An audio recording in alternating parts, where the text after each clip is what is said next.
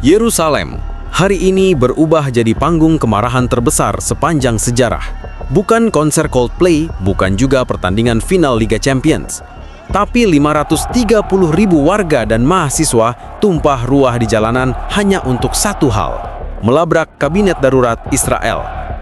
Ribuan poster, spanduk, dan suara toa bergema. Bukan sekedar demo kecil-kecilan, melainkan pemblokiran total akses ke kantor pemerintahan. Kalau biasanya demo diukur dengan jumlah polisi yang jagain, kali ini polisinya sendiri ikut bingung. Lah, yang demo 1,5 juta, kita cuma segini doang. Gimana mau bubarin? Sindir seorang aparat yang akhirnya malah ikutan ngopi di pinggir jalan. Dari pusat kota sampai depan kantor Perdana Menteri, barisan mahasiswa jadi garda depan.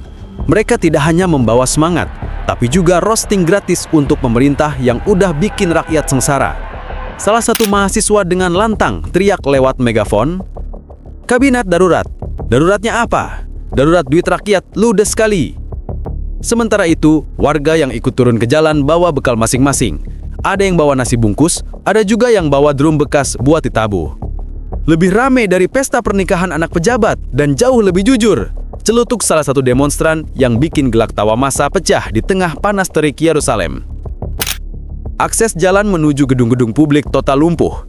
Karyawan pemerintahan yang biasanya leha-leha di kantor, kini cuma bisa nonton demo dari balik jendela, sambil mikir, "Ya ampun, gaji gue bulan ini aman gak ya?"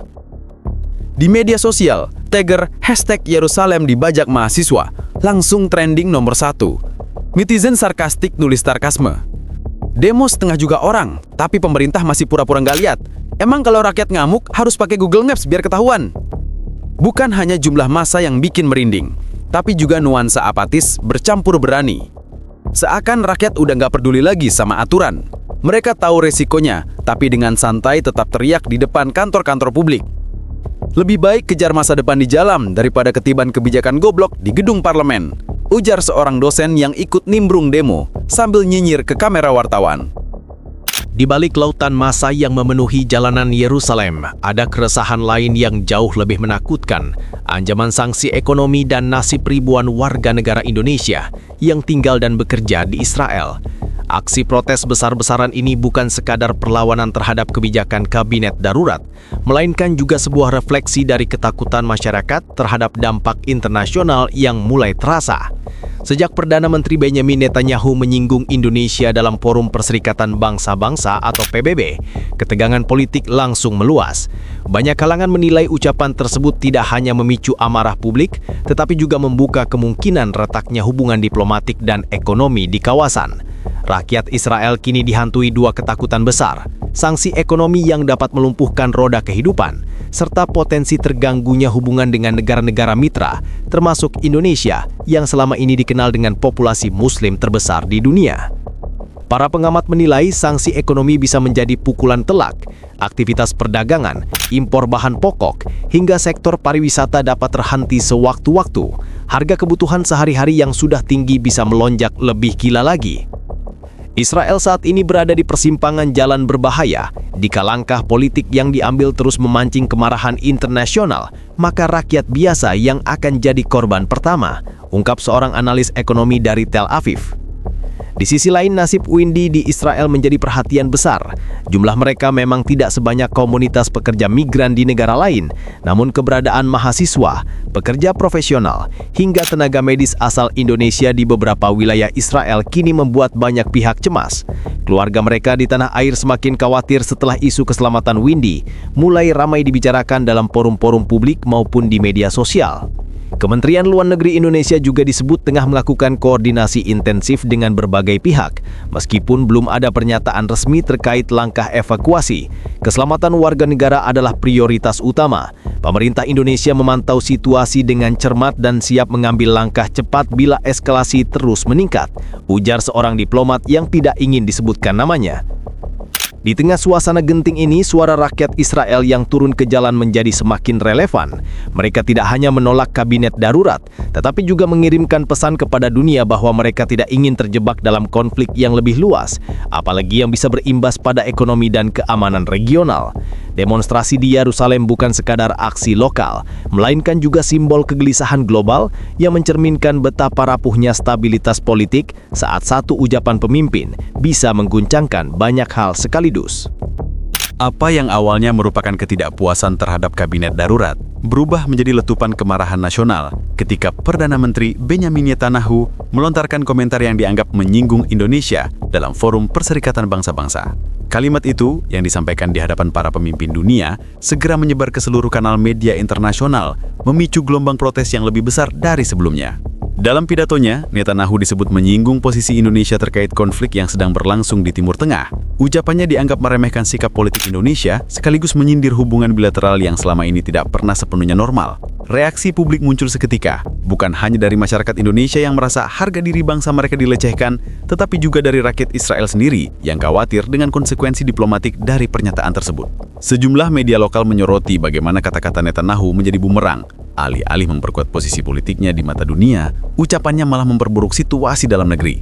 Para demonstran di Yerusalem dengan cepat mengaitkan komentar itu dengan potensi sanksi internasional. Apa maksudnya memprovokasi Indonesia di forum dunia?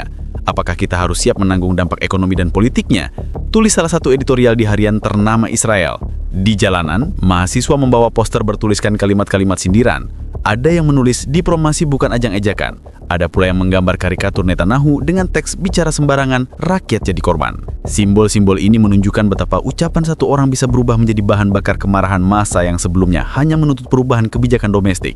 Pengamat politik menilai pernyataan Netanyahu di PBB adalah titik balik yang memperluas cakupan demonstrasi. Jika sebelumnya isu utama hanya berkisar pada keberadaan kabinet darurat dan kebijakan dalam negeri, maka kini gerakan massa juga membawa dimensi internasional. Rakyat merasa mereka bukan hanya menanggung beban dari keputusan-keputusan pemerintah di dalam negeri, tapi juga dari kesalahan strategi komunikasi di kancah global. Dan ini yang membuat skala protes membesar, jelas seorang akademisi dari Universitas Ibrani Yerusalem. Lebih jauh, kalangan bisnis juga ikut bersuara. Mereka menilai bahwa ucapan tersebut bisa berdampak buruk bagi hubungan perdagangan dengan kawasan Asia Tenggara. Indonesia, meskipun tidak memiliki hubungan diplomatik resmi dengan Israel, adalah pasar besar dengan potensi ekonomi yang tidak bisa diabaikan. Pernyataan yang provokatif tidak hanya menutup peluang baru, tapi juga bisa memperburuk isolasi ekonomi Israel di kawasan, ujar seorang pengusaha yang menghadiri forum diskusi bisnis di Tel Aviv. Sementara itu, komunitas WNI di Israel merasakan langsung tekanan sosial akibat dinamika politik ini. Beberapa mahasiswa Indonesia yang sedang menempuh pendidikan di Universitas Israel melaporkan meningkatnya kekhawatiran bukan hanya karena situasi demonstrasi yang makin tidak terkendali, tapi juga karena takut menjadi sasaran sentimen politik yang salah arah. Kemarahan publik pun semakin terkonsolidasi. Demonstrasi besar yang awalnya hanya berupa protes damai mulai menunjukkan tanda-tanda eskalasi. Terlihat jelas bahwa ucapan Netanyahu di PBB telah menjadi pemicu utama yang membuat api ketidakpuasan rakyat membesar dan sulit dipadamkan. Dalam perspektif sejarah, pernyataan seorang pemimpin di forum internasional jarang sekali bisa memicu gelombang protes domestik sebesar ini, dan Israel kini sedang menjadi saksi bagaimana satu pidato bisa mengubah wajah politik internal hanya dalam hitungan hari. Yerusalem memasuki malam yang mencekam. Setelah seharian penuh dipadati oleh ratusan ribu demonstran, amarah massa akhirnya mencapai puncaknya. Di depan kantor Perdana Menteri, barisan pengunjuk rasa yang sejak pagi bersuara lantang, kini bertransformasi menjadi gelombang kemarahan yang tak terbendung. Teriakan yang awalnya berisi tuntutan dan orasi, berubah menjadi pekikan marah bercampur dorongan fisik. Bentrokan kecil dengan aparat keamanan mulai pecah ketika sebagian massa memaksa maju melewati pagar pembatas. Polisi yang kewalahan menghadapi jumlah pengunjuk rasa yang begitu besar hanya mampu menahan di titik-titik tertentu. Namun pada akhirnya, lautan manusia itu berhasil menembus hingga halaman depan gedung pemerintahan. Suasana berubah drastis. Bendera-bendera yang sebelumnya hanya berkibar di tangan, kini digunakan untuk mendorong pagar. Sementara beberapa barisan mahasiswa di depan mulai menyalakan api dari ban dan kayu bekas. Dalam hitungan menit, kobaran api menjalar di halaman. Bau asap bercampur teriakan membuat suasana semakin tidak terkendali. Aparat mencoba membubarkan dengan gas air mata, tetapi jumlah massa yang begitu banyak justru membuat strategi itu tak lagi efektif. Sebagian demonstran memilih bertahan, menutup wajah dengan kain basah, dan terus meneriakkan slogan perlawanan. Cabut kabinet darurat, turunkan Netanyahu. menjadi teriakan kolektif yang menggema ke seluruh penjuru Yerusalem. Puncak dari kekacauan itu terjadi saat sekelompok massa berhasil mendobrak pintu samping gedung kantor Perdana Menteri. Meski aparat berusaha menghalangi, arus manusia yang begitu deras akhirnya memaksa mereka mundur. Dalam kekacauan tersebut, api yang awalnya hanya di halaman depan mulai merambat ke bagian dalam gedung. Gambar-gambar yang beredar di media sosial memperlihatkan kobaran api di jendela-jendela kantor, diiringi asap hitam tebal yang membumbung tinggi ke langit Yerusalem. Suasana panik melanda. Sirene mobil pemadam kebakaran meraung keras, namun sulit masuk ke lokasi karena jalan-jalan utama telah dipenuhi massa. Api dibiarkan membesar selama lebih dari 1 jam sebelum akhirnya petugas berhasil mendekat. Akan tetapi, kerusakan sudah terlanjur parah. Bagian depan kantor Perdana Menteri luluh lantak, kaca-kaca pecah, dan sejumlah ruangan hangus terbakar. Peristiwa itu sontak menjadi berita utama dunia. Media internasional menayangkan secara langsung bagaimana simbol kekuasaan Israel itu diporak-porandakan oleh rakyatnya sendiri. Sejumlah analis menyebut momen ini sebagai titik balik berbahaya dalam sejarah politik Israel modern. Demonstrasi yang awalnya berupa perlawanan sipil kini telah menjelma menjadi gerakan penuh amarah dengan kekuatan destruktif yang sulit dikendalikan. Di sisi lain, dampak psikologisnya juga besar. Rakyat Israel menyaksikan bagaimana kantor tertinggi pemerintahan mereka dibakar di depan mata. Sebuah simbol yang menandakan hilangnya kepercayaan publik terhadap pemimpinnya.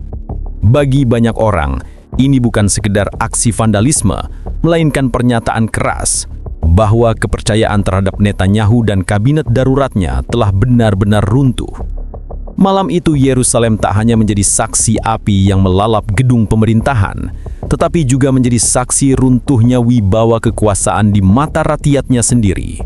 Dan dari bara api itu, jelas satu pesan bergema, krisis politik Israel telah memasuki babak paling genting.